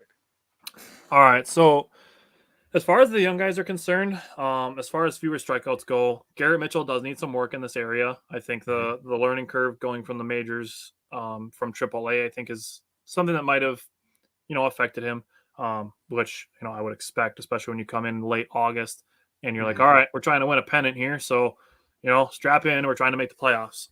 Yeah. But looking at strikeouts, it was pretty rough. Christian Yelich struck out 162 times in 154 games. Willy Adames struck out 166 times in 139 games. Ugh. Hunter Renfroe struck out 121 times in 125 games. Andrew McCutcheon struck out 124 times in 134 games. And Keston Hiura struck out 111 times in 80 games. Oh my God. Oh my God. Yeah, that's rough. That is a horrible, horrible ratio. So if we're looking at guys to potentially call up and replace some of these guys, I'm looking at Mario Feliciano, Pablo Reyes, Bryce Terang, Esteri Ruiz, Joey Weimer, and Sal Frelick. So Pablo Reyes in 99 games, 67 strikeouts. Not bad. Mario Feliciano, 77 games, 52 strikeouts. Not bad. Mm-hmm. Bryce Terang, 108 or 131 games, 118 strikeouts. It's a little high. His average was a little bit lower, but he still had a pretty good year in AAA. Joey Weimer in 43 games, 34 strikeouts. That's not bad. That's a little bit lower of a percentage if we're talking about the comparisons that I'm going to keep making between Weimer and Hunter Renfroe. That's a little bit lower of a strikeout percentage. And then we get to my man, Sal Frelick. Doing my research for this segment, I really fell in love with Sal Frelick. 46 games in AAA, only 16 strikeouts. Oh, wow. Bad on ball. Dude, that's like one strikeout every 3 games. That's a good ratio. When we got dudes striking out once a game, at least. Bro, you know what I was going to say about Hira is, what was the number, 111? 111 in 80. 100 of those 111 strikeouts, I could almost guarantee you that 100 of them were high fastballs. That dude does not lay off the high fastball. Neither does Tyrone Taylor, to be honest with you. Yeah. But the thing about Hira is he likes the ball low. He hits best when the ball's low in the zone. So it's like, why the hell are you even swinging at it up there if you don't like it up there? I don't understand baseball. But anyways, I just wanted to get that point out there. I would love to know the next gen stats on that. How many of his strikeouts were on high fastballs? That would be something that I would like to know. I don't want to see that chart. I do. I want to see it. I mean, we already know the stat is disgusting, so we might as well just 111 strikeouts in 80 games is a lot. That's bad. That's gross. But Sal Frelick, to play 46 games and only have 16 strikeouts, that's insane. Yeah, that's a good ratio. Yeah. So give me your next area the Brewers can improve. This one is I mean, these are all pretty self-explanatory in my opinion. But sure. Be aggressive in free agency. I would like to see the Brewers actually go in. We had this conversation so much with the Packers, right? Because the Packers were draft and develop. And I understand that mindset. It works. Obviously, we know it works. The Badgers are very big on developing players. We always have 3-4 year starters. Same with the basketball program. Mm-hmm. The Brewers, I want one team. And the Bucks kind of adopted it. They go hard at the trade deadline. I mean, going to get PJ Tucker a couple years ago.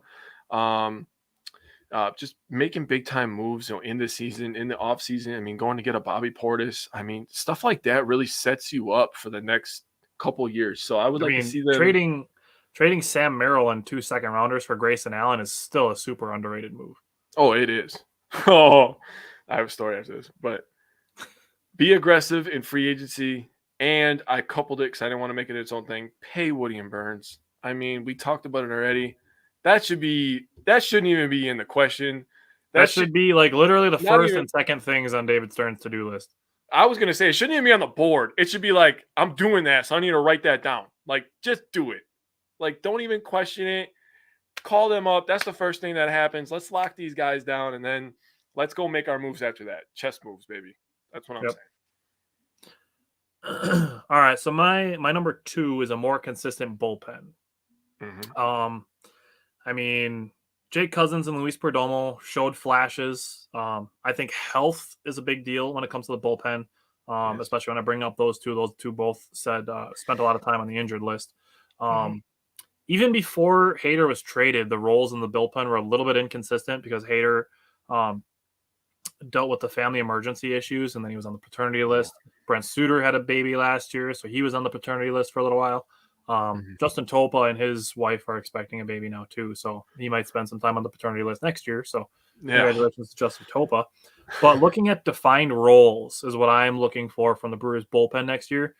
Going into next year, going into 2023, Devin Williams is your closer.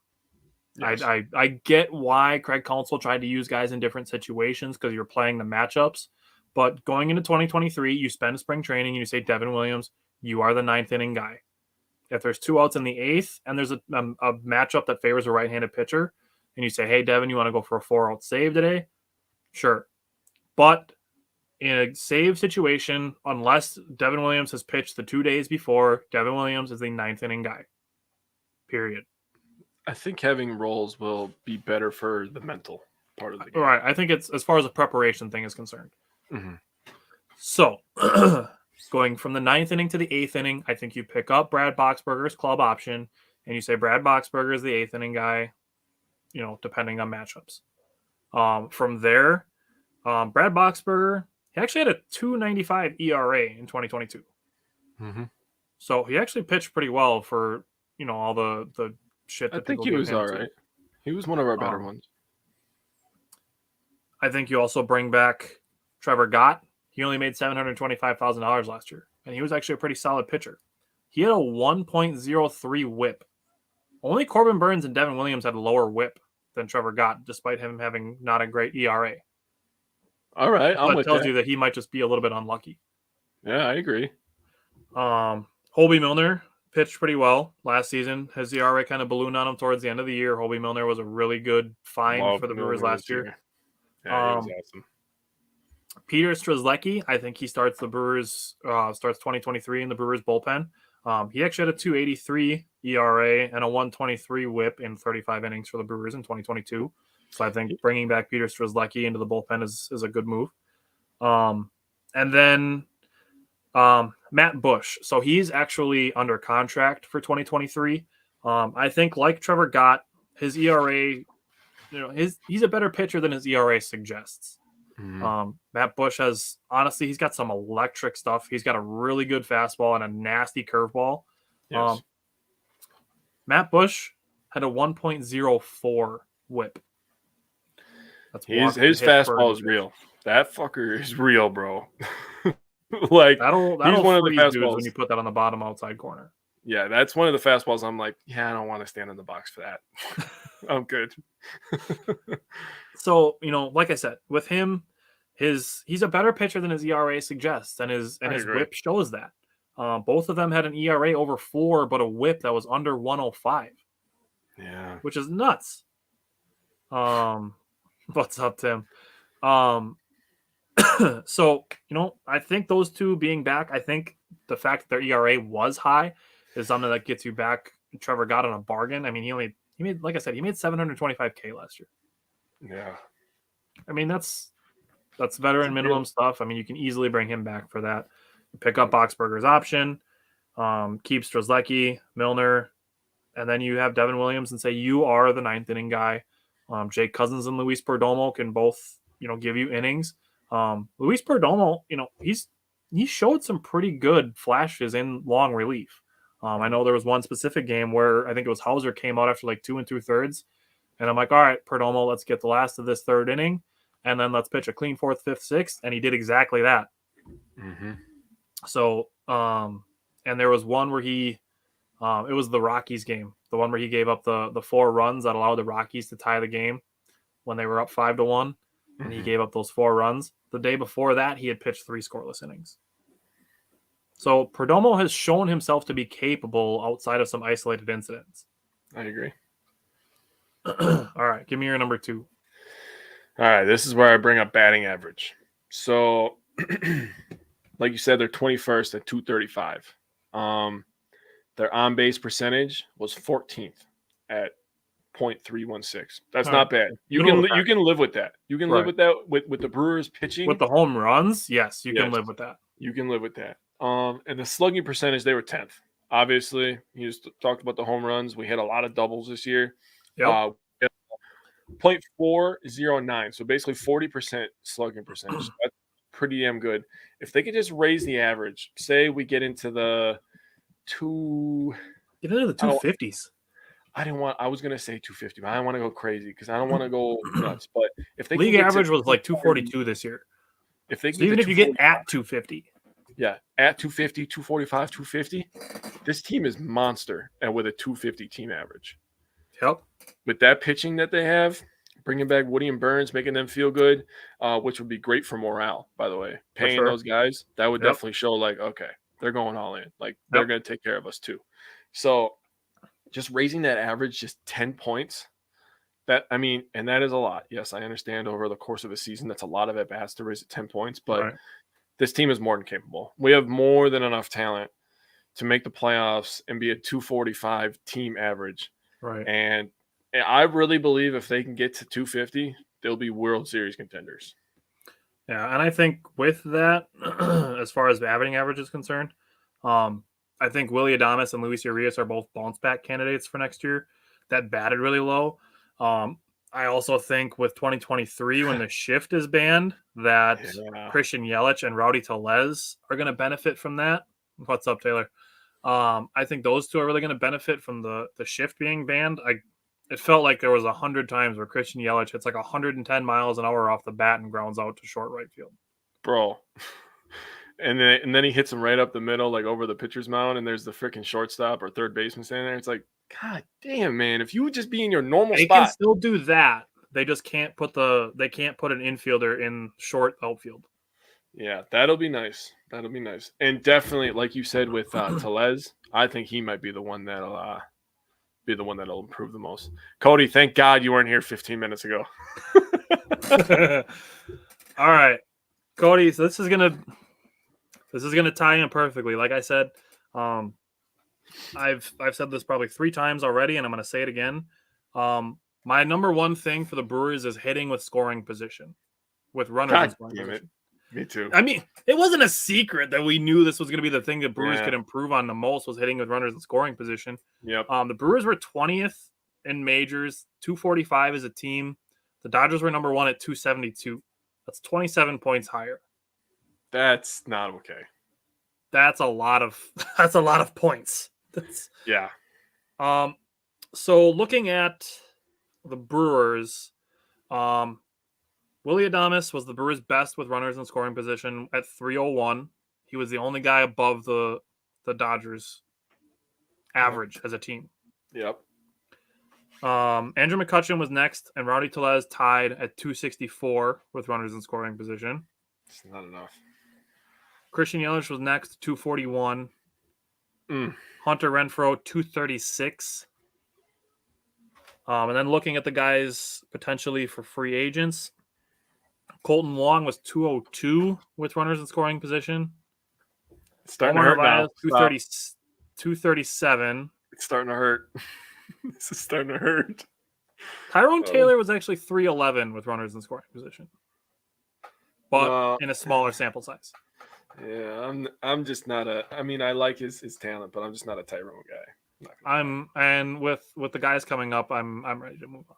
Yeah. I think he batted like 211 this year, something like that. Yeah. And then looking at I got one more. I got one more, and then I'm gonna give you good stuff.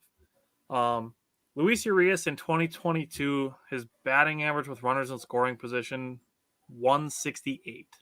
Oh, but that was my high school locker number. But Luis Urias with batting average with runners in scoring position in 2021 was 272. So I think there's a big opportunity for a bounce back year for Luis Urias because he's shown himself capable. I like Luis. He did have a bad 2022, but I think he's capable of having a good 2023. Now, here we go. Guys in the minors, batting average with runners in scoring position. Mario Feliciano, 301. Pablo Reyes, 297. Bryce Terang, 283. Esteri Ruiz, 286. Joey Wiemer, 288, which is actually higher than his batting average with runners in scoring position in Double-A. So he actually went up a level and then started playing better. Atta boy. Here we go. My man Sal Frelick, who needs to be on the opening day roster in 2023. 357 with runners in scoring position in AAA. Put him up there just for that stat alone. He needs to be on the opening day roster. I don't give a shit what you have to do. He needs to be on the opening day roster. Yeah. And here's my thing, and I'm going to say this right now. I don't give a shit what you do in free agency, but I'm going to hammer on it again. Trade Hunter Renfroe and trade Tyrone Taylor and get every single one of these guys in Milwaukee next year. Sal Frelick, Esteury Ruiz, Joey Wiemer, Garrett Mitchell, Bryce Terang, Mario Feliciano, and Pablo Reyes. Get all of them in Milwaukee. Empty the farm all at one time. Don't do this. We're going to bring one guy at a time bullshit and say you're trying to keep the window open longer. Get all of them up at one time and see if all of them pan out, that you can be the Houston Astros for the next 4 years and have 110 win teams for the next 4 years. If all of these guys pan out at the same time, find out ASAP. There's only one way to find out, right? Don't do one at a time. All of them. Seriously, I am dead serious about this. All 7 of those guys. All of them. I agree. And I'm on board with you. I'm getting a little bit of throwback feel when we were back in the day. We talked about it all the time, the Ricky Weeks, the JJ Hardy, the Corey Hart. Prince Fielder, Ryan Braun. Prince Fielder, yeah.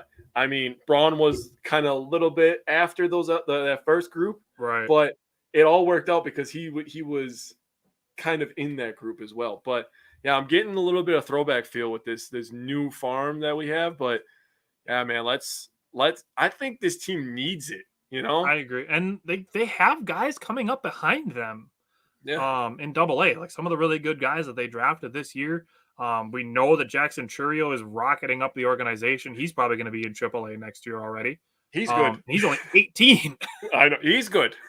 Dude, when you're consistently named with like Mike Trout and Giancarlo Stanton and Ozzie Albies, and you're constantly put in that category of players who were at their age doing what he's doing, like, yeah, he's good.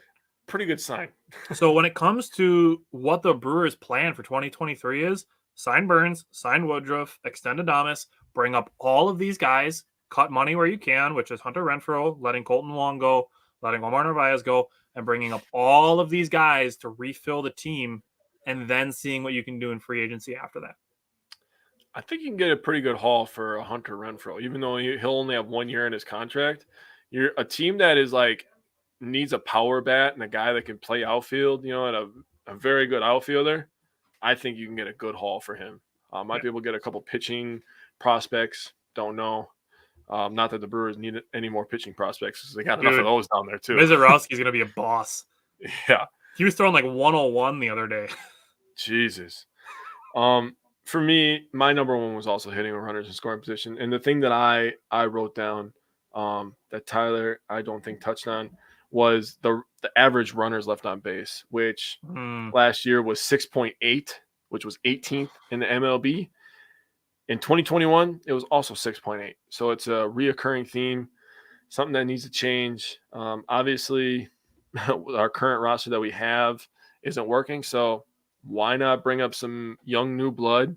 And you're talking about Sal Frelick. God, that just makes me drool. He needs to be on the opening day roster. Taylor, I like Hunter too. Hunter's my guy. I established that early in the season, but it's a business at the end of the day. And he made $10 million this year and hit almost 30 home runs in 125 games.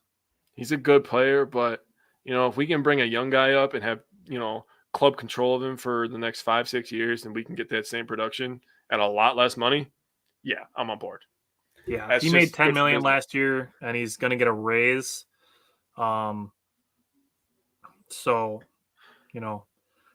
mean, Taylor, it probably has been a thing for forever, but I'm just going off the last 2 years, kind of trying to stay a little bit more recent, like this last season and the year before, when, Burns really became like a star.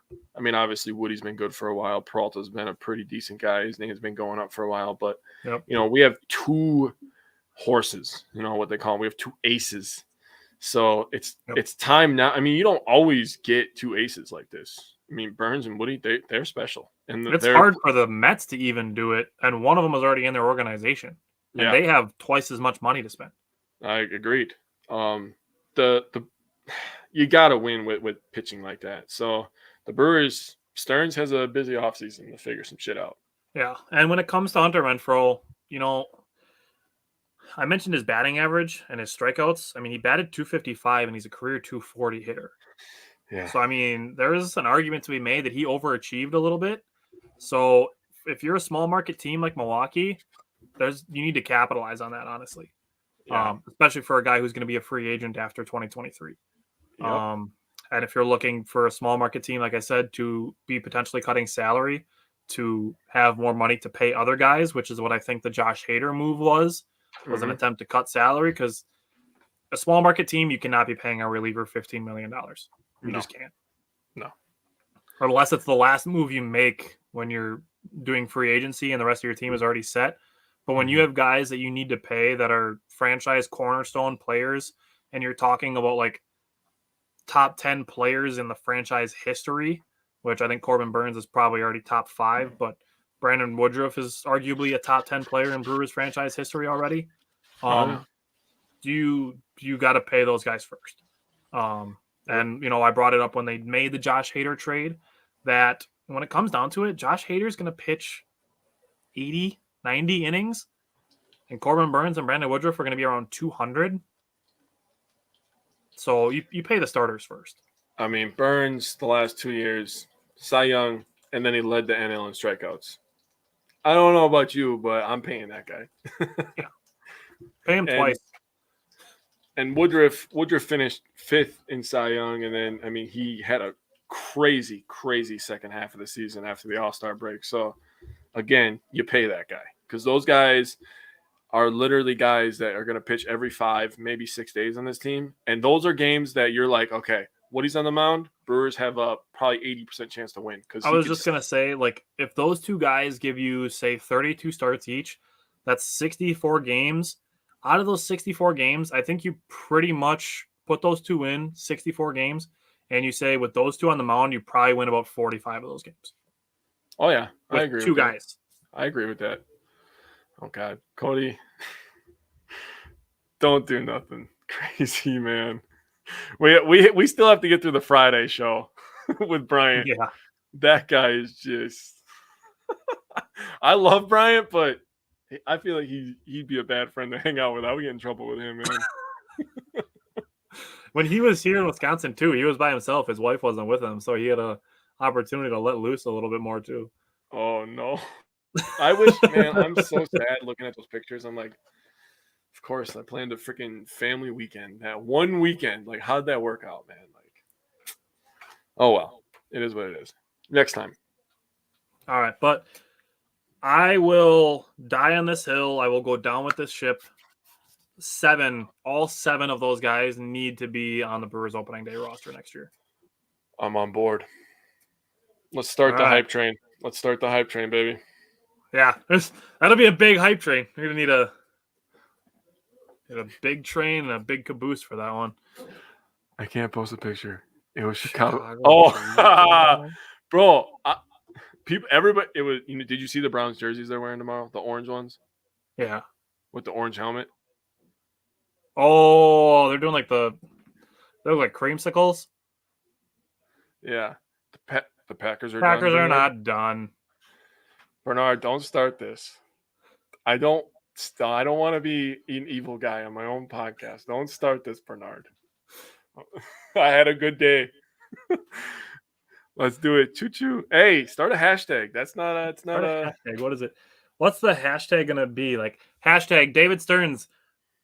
All of these guys need to be on the 2023 opening day roster. Mario Feliciano, Pablo Reyes, Bryce Durant. The longest hashtag of all time. Joey Weimer, Asterio Ruiz. No, I got it. You think that would fit in 140 characters? Empty the farm. Empty the farm? Hashtag empty the farm? Yeah. I'm in. That's good. That was just off the top of the head. Hashtag empty the farm. Everybody just saw my thinking face, and they're probably laughing at me. But hey, at least it worked out. It's not like you were like, True. Hashtag Brewers. Empty barrel. Oh, that's not a bad one. It's not a bad one because we have a barrel logo. It's not bad. Empty the keg. Rogers is done. Oh God, Bernard. If we stay alive and Bernard keeps commenting, I'm gonna go. I'm gonna go. I'm still thinking of more hashtags. I'm trying to think of something that's related to the Nashville Sounds. Bernard. Hashtag call up the Sounds. Taylor, do you think the Packers are done? Taylor watches our show. Of course he doesn't. And I mean, it helps to have a brain. But see, Bernard, first shot. Sorry, had to do it. Had to do it. It was too easy. It's week 6. Nobody's done, honestly, except for the Seriously. Bears. Bears are done. Yeah, I mean the Lions are pretty. The Lions are done too. All right, they're pretty toast. So there's 2 teams that are done. And the as Texans. Soon as they don't win, as soon as they don't win 5 games, I'm really gonna enjoy watching Bryant and Simon take those pies to the dome, dude. Because I called it. Dude, when I was looking at their team, I was just like, bro, they got no defense. They literally drafted defense because their defense is so bad. Yeah, it's bad. Bernard, I know you love your team, and I've dealt with. Okay, I'm going to do this in the most respectful way possible. There's a lot of fans out there that are upset and passionate about the Packers, and I understand that you're mad about how they lost. That's a really, really shitty way to lose a game. Just mismanaging it. Yeah. We are going to dive deep into that game. As hard as it is after a loss, that is our job now as content creators. We are to give you guys what we see, and you can agree or not. I understand your frustration. Rodgers is not done. This team is not done. This team has so much untapped potential. We don't even know what Romeo Doubs could be. We don't even know what a Christian Watson in full swing could be. Hell, we don't even know what an Alan Lazard in full swing at number 1 wide receiver could be. There's still untapped potential in that area.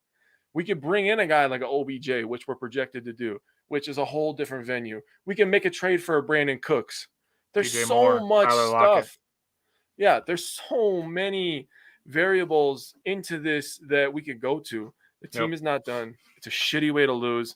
But, you look at the ways to improve and you work off of that. But saying Rodgers is done, come on. I wouldn't bet against Rodgers. I really wouldn't. That's so 2018, man. Ugh. I don't know. Is hashtag empty the farm the best we got? Should we do hashtag call up the Sounds? Hashtag empty. I want to do something with the Sounds because that's where all those guys were. They were all in AAA with the Sounds.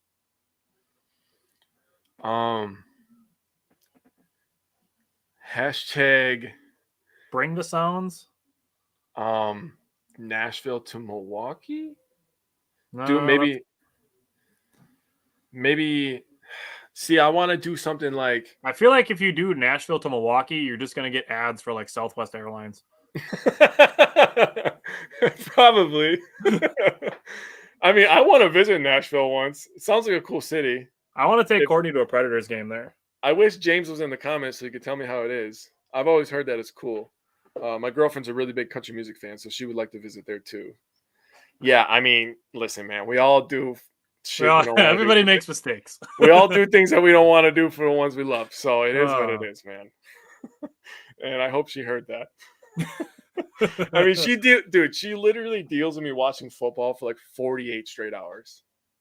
Like Saturday morning, I coach my stepson. We come home, football's on all day. All day on Saturday, I'm just switching games. Sunday, she knows. I'm at church, baby. Sunday is church day. It's NFL Sunday. It's fantasy football Sunday. Do not talk to me or ask me to leave this house because it's probably not happening. But, other than that, country music. That's the only thing that I got on her, really. Hashtags. I don't know. I don't know if I can think of one on the spot. This is a lot of pressure. People are watching me. Taylor said empty the barrel or empty barrel. He said empty barrel. See, but that's Brewers related. That to me seems like it do a rebuild. Yeah. We're trying to call up everybody. I don't know. I'll think of something that's got the word sounds in it. Sound? Okay. Sounds. Okay. Because that's Nashville. I'm getting vibes right now. Sounds. Oh, I want to do some with like brewers, like brewmasters, something like beer related. Going from sounds to beer related would be like, I think that's a beautiful transition if we could figure that one out. That's tough. I don't know. Yeah. I don't know if hashtag sounds to brewers would be. No. It's not I'll think bad, but I'll think of something. I will. This is my mission now tonight. I will think of something. Jake has a homework assignment, as does everybody watching. Everybody watching or listening, if you think of anything that would be good for a hashtag for getting all the players from Nashville to Milwaukee. Bernard, if you don't come up with this hashtag, then you're grounded. Hashtag. I'm gonna call him the Magnificent Seven, even though that's taken. Oh, that's pretty good, actually. Magnificent Seven. What the hell is that? It's a movie with Chris Pratt.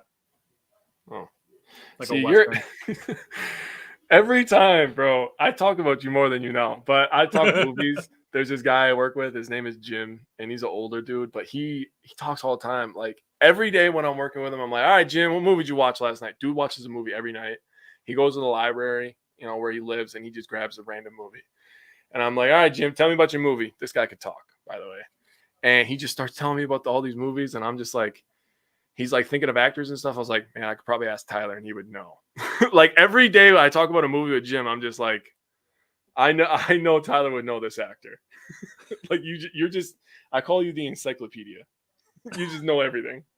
I think Bernard has me Tim Bernard is commenting on YouTube, so that's why you can't see that. So, for those of you watching on Facebook, if you check us out on YouTube, you can put us on your TV, so you can watch us on TV and you can see us up big, which is potentially good or bad for you. I mean, which is like how my head is in real life, big.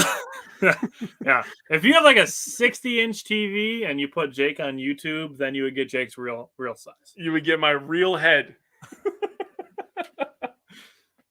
I am not scared to pick on myself. It's okay. Well, I mean, you and I are both like gigantic human beings. Like, if we were gonna try to stand to do this show like Pat McAfee does, like you'd just see my midsection. Bro, I guarantee, Tim, you got to answer this. I guarantee you freaked out when you saw how big Tyler was. You were like, "There's no way." Like Chantel's still, and she's met you how many times? Seen you how many times? Why would you want to exactly? That's why I said it could be good or bad. She's still to this day is just like, I can't believe Tyler's taller than you. When I look at him, I'm like, dude, Tyler's a big guy, man. Like he's a tall guy. He's tall, lanky dude. Like people don't understand this. I grew up with him, so like for me, it's normal, right? Well, like it happened the other day. Like Courtney and I were in the grocery store, and there's like a tall guy at the end of the aisle, and she's like, "Do you think that guy's taller than you?" I'm like, "I don't know, maybe." I'm like, "It's hard for me to judge because I don't ever see anybody that's as tall as me." It's weird feeling. So like I can see a guy who I think is taller than me, and like if somebody were to ask him, it'd be like, "How tall are you?" It'd be like 6'4". It's like I'm 2 inches taller than that guy. Yeah, right. It's a weird feeling. Like I've only had it a few times where I've been like, all right, that guy is gigantic, and I do not want to guard him one-on-one. Tim brought up the Donald Driver picture. Yeah, there is a picture of me and Donald Driver, and I'm like a foot taller than him. Maybe not a foot, maybe like 9 inches taller than Donald Driver. Driver was a small guy, but the Packers could use a Donald Driver. That's kind of how they're using Randall Cobb, to be honest with you. Right. But they could still use a Donald Driver just for the leadership aspect of it. I think Donald Driver's leadership was amazing. All right, I have a couple hashtags written down. I'm gonna get it. Tim, I need a couple hashtags by 0100 tonight. So you know. 100. All right, we need hashtags to get the Nashville sounds to the Brewers. That's what we need. Yep, that's everybody's homework assignment. But yeah, we will see you guys on Friday night for the Packer episode, man. Got some good shit. All right, see you Friday.